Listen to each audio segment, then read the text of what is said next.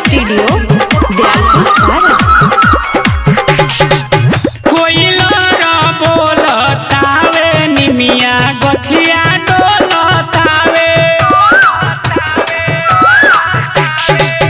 कोइलरा बोलतावे निमिया गछिया डोलतावे। भोरे भोरे मानवा में भगती रस घोलतावे। फूटल किरनिया अजोर हो गई। फूटल किरनिया अजोर हो गई। ए माई हो कुकु कुकु बोले ले कोयलिया की जागी मैया भोर हो गई। ए माई हो कुकु कुकु बोले ले कोयलिया की जागी मैया भोर हो गई।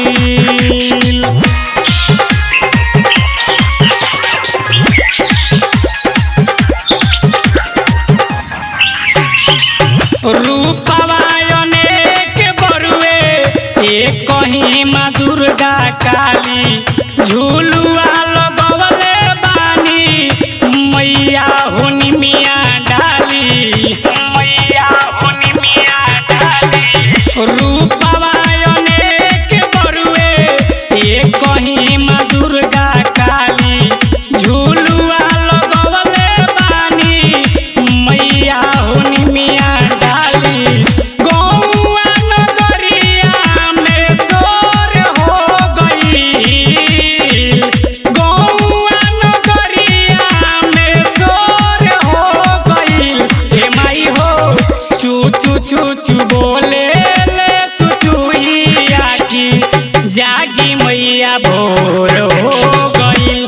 ए माई हो चू चू चू चू बोले ले चुचुइया की जागी मैया भोर हो गई।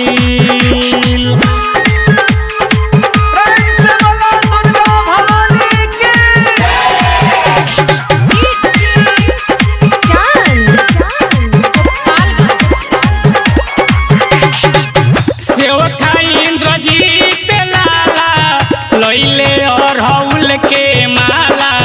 संजीत सजीला कहे खोली मंदिर के ताला।